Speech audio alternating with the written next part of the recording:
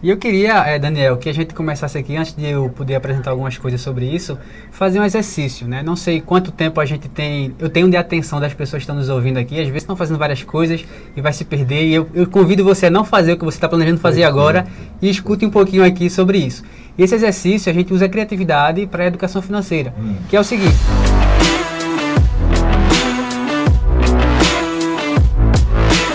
No Repercutindo, estamos recebendo mais uma vez João Henrique, educador financeiro, com formação em criatividade, está aqui acompanhado da Fernanda, e no nosso estúdio nós vamos falar dessa matéria que é muito importante, principalmente num país, João Henrique, como o nosso, onde estamos sujeitos sempre a crises econômicas. Crise econômica que vem por conta daquilo, que vem por conta daquilo lá.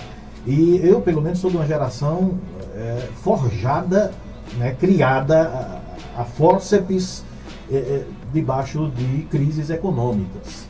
Me entendi de gente por volta de 78, que é quando a gente começa a enxergar o mundo e entender o mundo, e já conheci o Brasil com inflação altíssima. Me lembro que em 1986 a gente tinha uma inflação de 80% ao mês. Você começava o mês ganhando 1.000, e quando chegava no final do mês, 1.000 só valia, em termos de produto, você comprar 200. João, eu lembro que você já esteve aqui uma outra vez, a gente teve um bom papo sobre a importância da educação financeira. Então, seja bem-vindo e vamos alimentar as famílias com esse tema. Bom dia. Bom dia, Daniel Campos. Bom dia ao pessoal que está ouvindo aí, Repercutindo. É um prazer muito grande estar aqui novamente. No início, na primeira vez que viemos, falamos sobre Investidores do Vale, né? Um projeto que a gente trata para já adultos.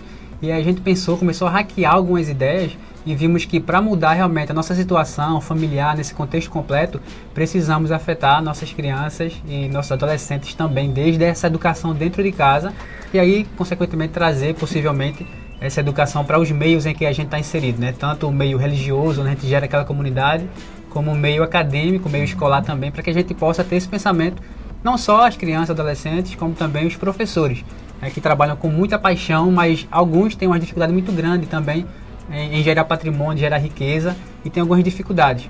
E aí até de administrar, né, os poucos recursos que tem. Você está falando de professor e a gente lembra que o professor ganha muito pouco.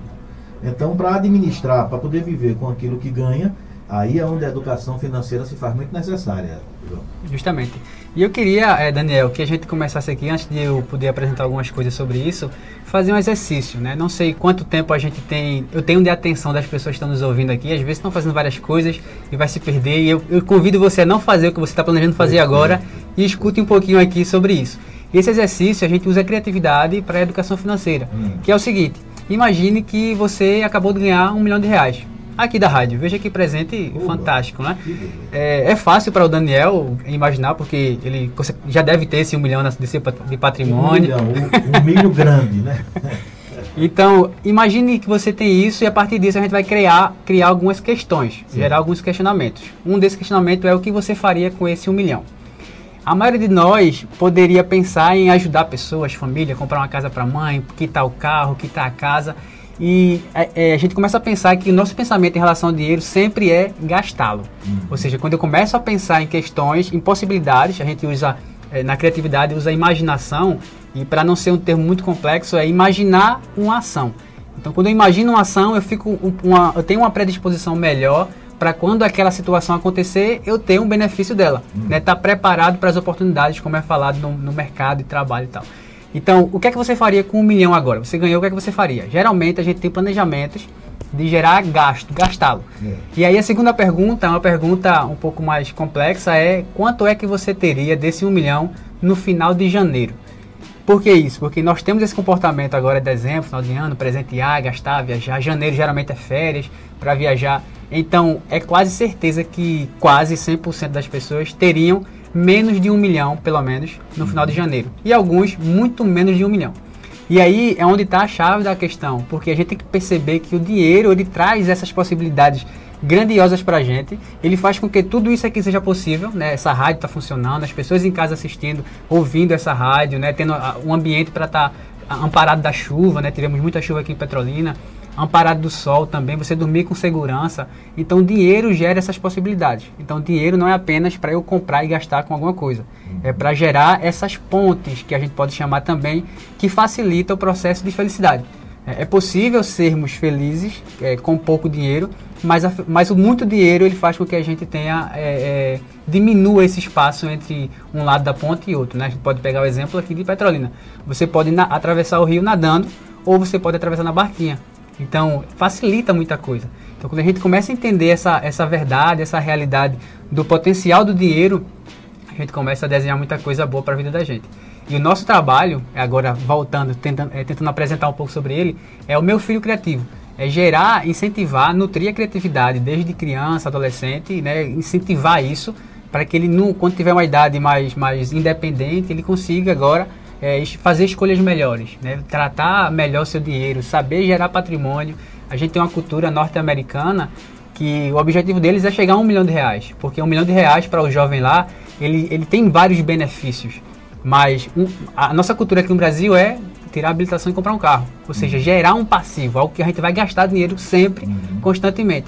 E aí são culturas diferentes e talvez por isso a gente imagine que a situação deles são diferente da nossa. Então quando a gente começar a pegar esses ganchos pequenos que são falhas nossas em relação a gerar patrimônio e riqueza, a gente vai começar a alterar a nossa realidade. E aí com o tempo a gente altera toda uma nação, é uma questão de muito tempo, mas é preciso ter esse pontapé inicial. E esse pontapé inicial pode ser transformando a realidade da nossa família, para termos qualidade de vida dentro de casa também. Pois é, tem um dito popular que a partir dessa sua colocação, dessa sua definição, a gente vê que ele está um pouco equivocado, que é dinheiro é para gastar, porque senão ou perde valor ou a nota se desgasta e aí não vale mais nada. Mas aí a gente precisa ter essa sapiência aí entre gastar e investir. Justamente. Você falou aí da época de 70, 80, quando não podia se fazer planejamento. Hoje a gente tem essa liberdade de fazer planejamento. A gente pode dizer, a gente tem uma meta da inflação que desde de Lula, que já vem sido organizada, ela oscila dentro dos limites da meta. Então, a gente consegue fazer planejamento. Eu posso dizer hoje, poxa, eu vou organizar minhas finanças para daqui a um ano eu comprar um carro à vista. Sendo que, antigamente, quando a inflação era muito louca, a gente não conseguia fazer esse planejamento, porque o planejamento tinha que ser diário.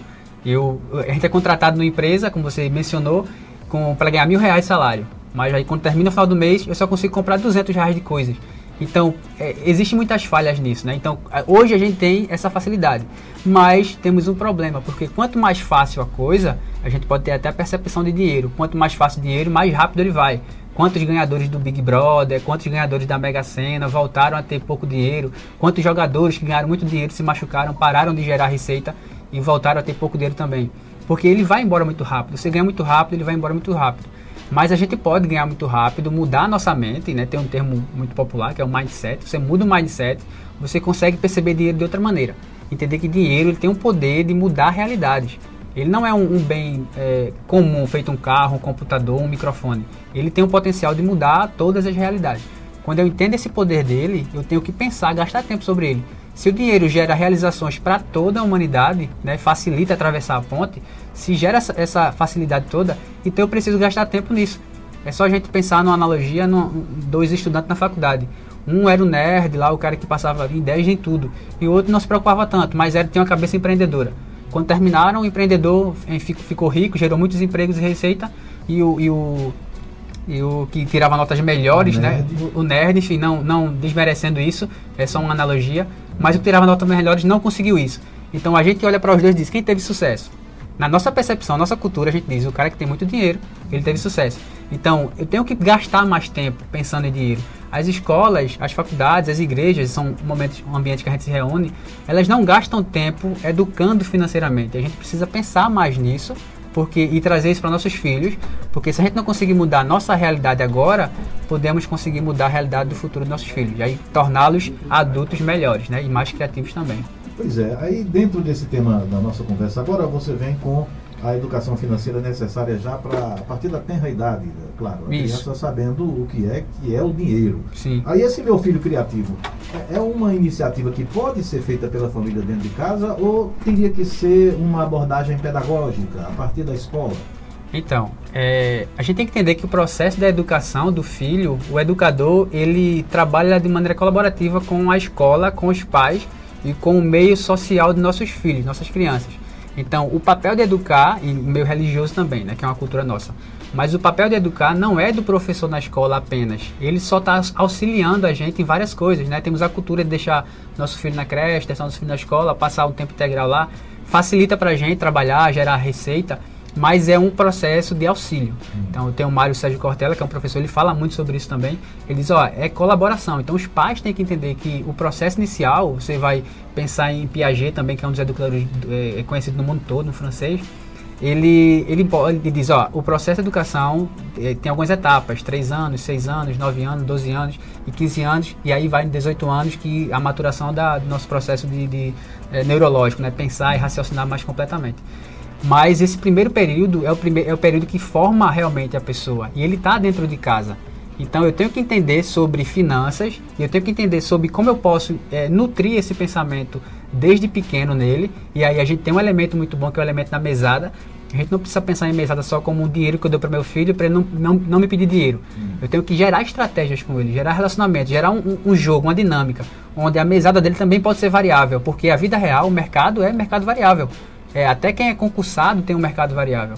Então eu tenho que mostrar essa realidade para ele, incentivar. Se você for criativo, se você tiver boa argumentação, né, incentivar inovação, incentivar processo explicativo, né, na hora de dar um castigo, por exemplo, no nosso filho, fazer com que ele nos explique por que está de castigo.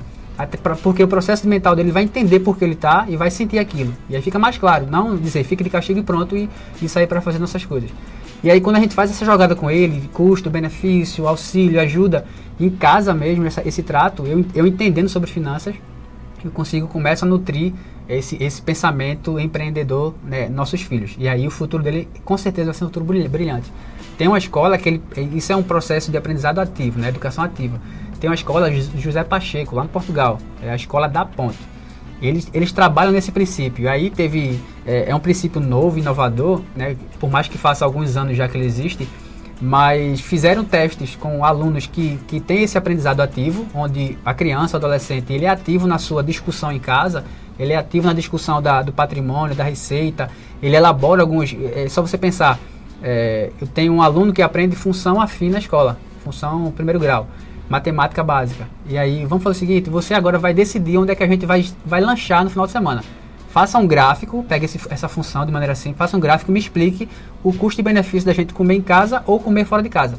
Imagina uma criança, não sei se você tem filho, Daniel, mas imagine... A mais nova de 15 anos. Imagina a mais nova chegando lá, pai, vamos fazer aqui o estudo, vou mostrar para você que é melhor a gente sair para comer no final de semana do que comer em casa. E ela coloca as variáveis que ela pode, né? Gás, energia, a percepção de estar junto com a família no ambiente fora. E aí, só isso vai convencer. Se você não tiver dinheiro, você vai dizer, poxa, vou ter que arrumar dinheiro para ir para jantar com eles fora, porque minha filha foi muito criativa, né? Então, quando a gente começa a incentivar isso, a gente começa a ver que a realidade da criança, a gente faz isso por ela, mas a nossa começa a mudar. E aí, se a gente muda a nossa casa, outra casa vai mudar a casa dela, outra casa também vai, outra casa também vai.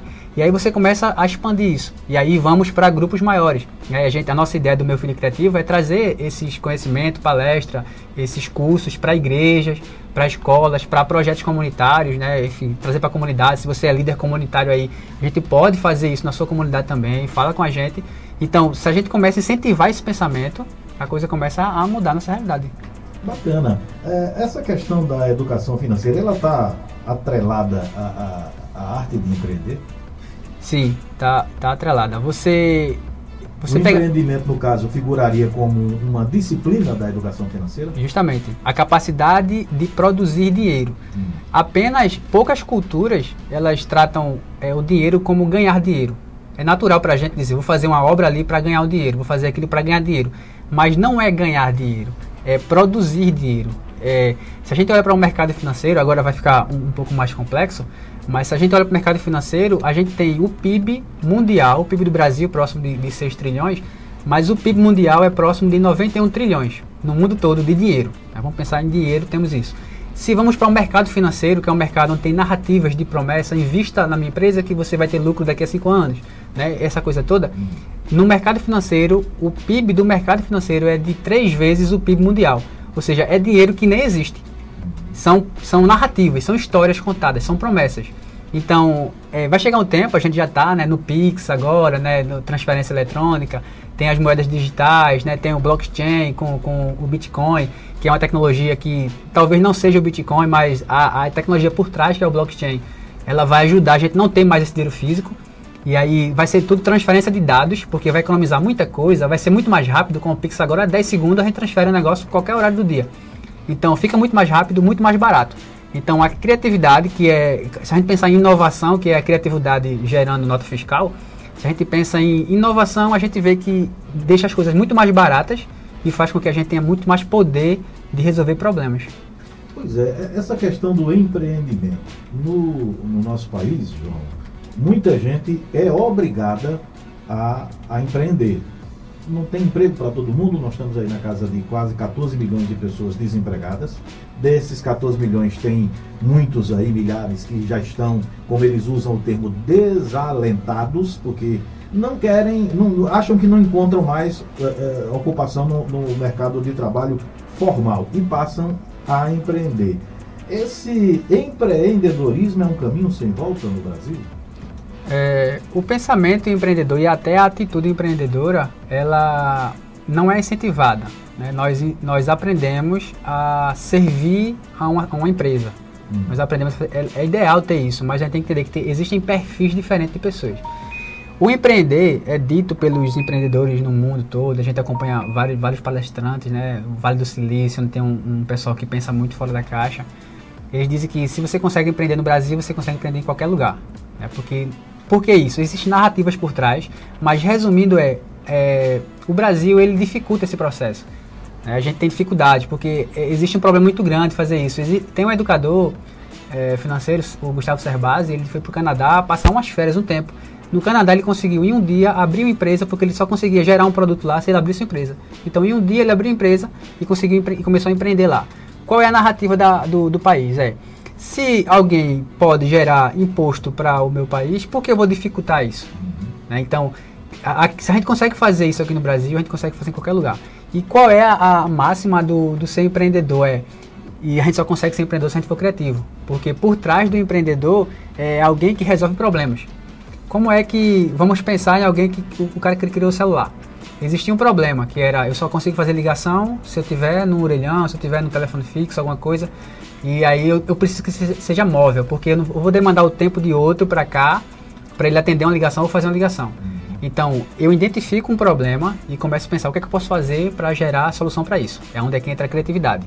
Mecanismos, técnicas de criatividade, que não é algo de nascença, né? É coisa que você aprende. Sim. Vamos gerar perguntas, como a gente fez aqui no começo. Gerar perguntas e a partir das perguntas a gente gera soluções. A gente gera um grupo de pessoas, e aí se a gente tem um grupo de pessoas criativas que estão querendo empreender, fica muito mais fácil. Geramos um grupo de pessoas onde vai gerar possibilidades. Vai gerar divergências de ideias. E divergência é uma coisa boa, é gerar possibilidades diversas. Sim. Gera divergências, aí vamos chegar no consenso, aí vamos convergir para a melhor atitude. Então, esse princípio do pensamento empreendedor, e não é só o empreendedor, eu tenho que empreender e saber que a minha força de trabalho é o que gera renda para mim, e por isso eu preciso também aprender educação financeira, né? Por isso que é um corpo de situações, criatividade, educação financeira e educação empreendedora.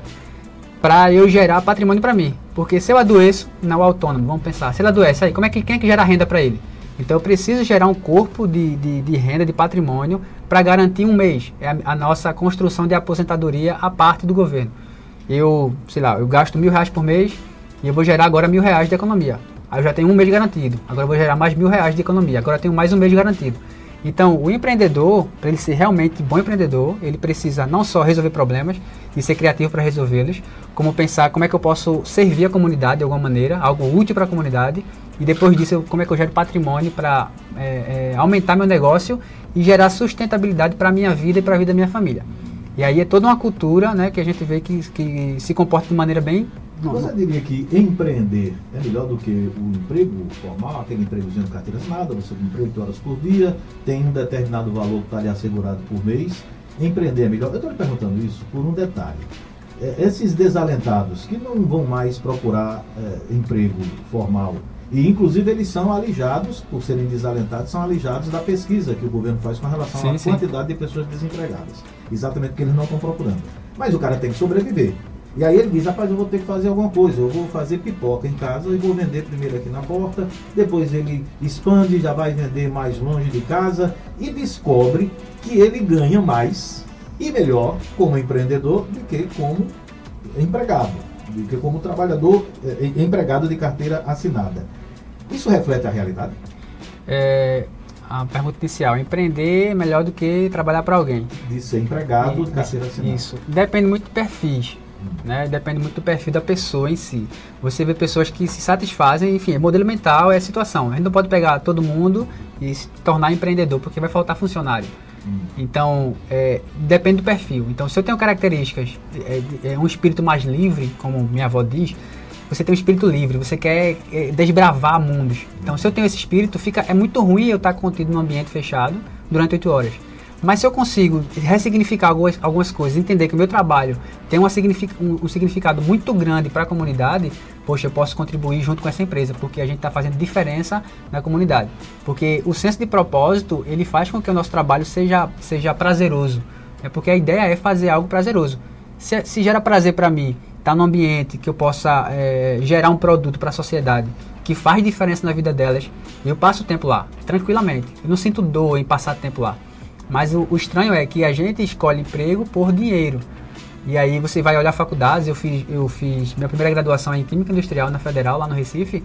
Vários dos meus colegas, eles mudaram de caminho, saíram do curso e fizeram outro curso, porque engenharia pagava mais, porque medicina pagava mais, direito pagava mais. Então, poxa, a gente está escolhendo, não é pelo motivo certo.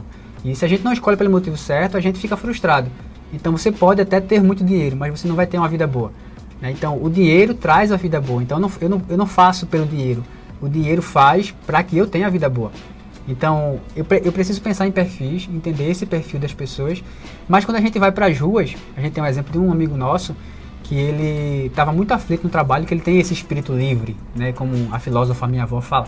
Ele tem esse espírito livre. E aí ele conversando com a gente aconselhou, poxa, realmente você quer fazer isso, você não tem tantos benefícios assim na empresa. Ele começou a vender brigadeiro na rua. Não sei se você ouviu falar, ele está bem conhecido aqui na cidade, né? Beto Brigadeiro.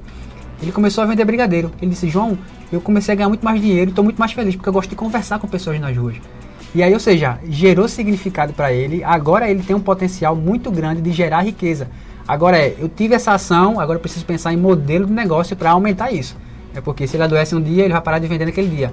Então ele precisa agora, achei um significado para mim, achei uma paixão, agora eu vou gerar patrimônio para mim, para garantir essa minha qualidade de vida.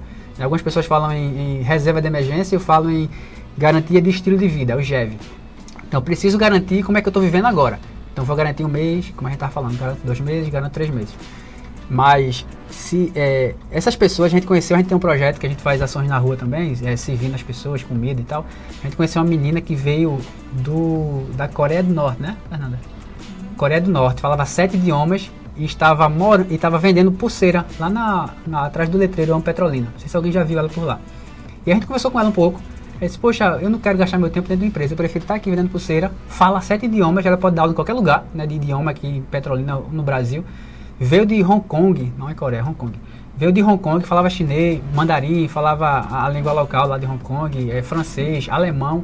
Né? Eu tentei falar, eu sei uma palavra alemão, fui desafiá-la e acabei perdendo o desafio. Porque ela falava realmente alemão.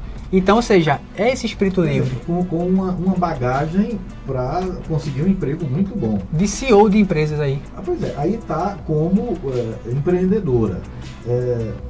Para você se descobrir empreendedor, como é que a pessoa pode fazer essa mesura? Justamente esse meu filho criativo, a gente tem incentivado, nutrido muito esse pensamento, né? A gente criou uma página há pouco tempo, né? @meu filho criativo no Instagram, e a gente vem incentivando isso, nutrindo esse pensamento. Como é que a gente pensou em algo de início para nutrir isso? A gente tem muita ideia, a noção de dom, de talento, né? Algumas pessoas nasceram, você vai ver Phelps, nasceu para nadar, você vai ver Barrichello, nasceu para dirigir, Neymar, nasceu para jogar bola. Mas como é que as pessoas não nascem para isso? Elas são identificadas no processo.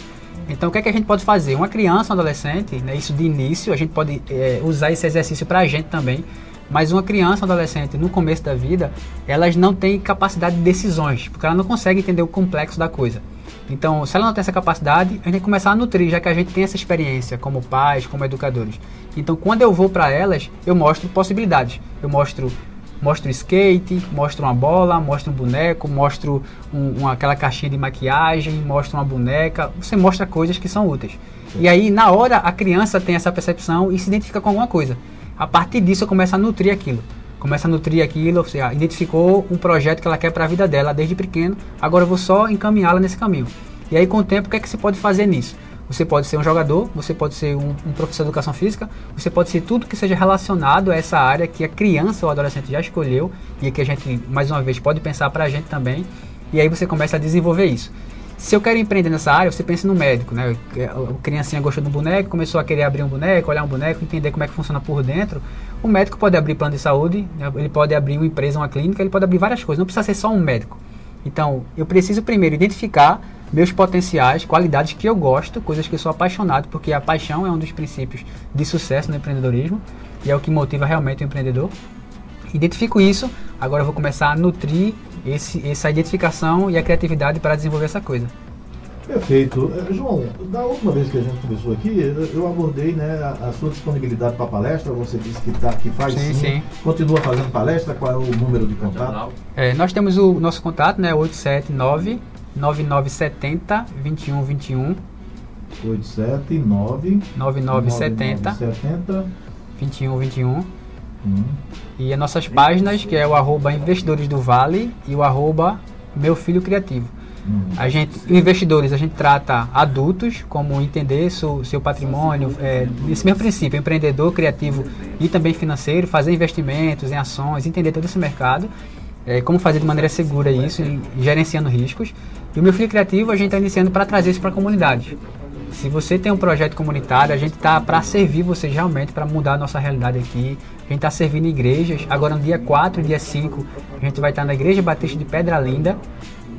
Entre em contato com a gente ou com a liderança de lá, porque é um número reduzido, vai ser presencial, como a gente está nesse processo do Covid ainda, vai ser reduzido, então não sei se tem vagas ainda, mas a gente está aberto para novas igrejas, para escolas também. A gente tem um viés muito educador, a gente tem uma sensibilidade grande para educadores também, para que eles possam desenvolver mais sua renda. Então, para escolas também, para faculdades, para igrejas, enfim, para grupos, né, comunitários. Pois é, então quem quiser contato com João Henrique, 87 é o código, 99970-2121.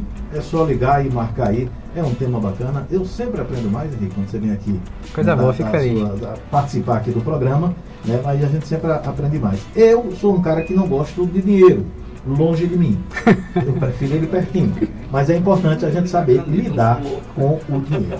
Eu quero agradecer, viu, João? E deixar à vontade nesse finalzinho. Se você tiver mais alguma informação para dar e a gente não abordou aqui na nossa pauta, fique à vontade.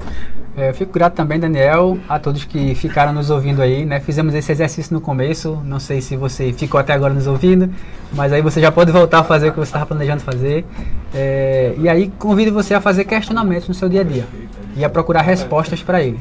Duas questões que motivou esse nosso projeto para trazer essa educação financeira, empreendedora e criativa para crianças e adolescentes foram: a primeira, que já é comum, é que mundo vamos deixar para nossos filhos. E isso já é comum, a gente já fala sobre isso, mas temos que pensar no outro processo, que filhos vamos deixar para o nosso mundo. Então, para que isso seja sustentável, nós estamos vendo essa briga na Amazônia, queima, vende a Amazônia, não vende, enfim, é uma questão maior, né, que está longe da gente, mas para salvar nossas vidas, precisamos salvar nosso planeta. E para salvar o planeta, precisamos salvar nossas vidas, né, entender mais sobre vida. Então, antes de dinheiro, pense em felicidade.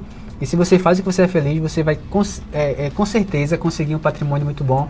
E eu estou aqui, de frente a um milionário aqui. 1 milhão. Grandão, a safra foi boa.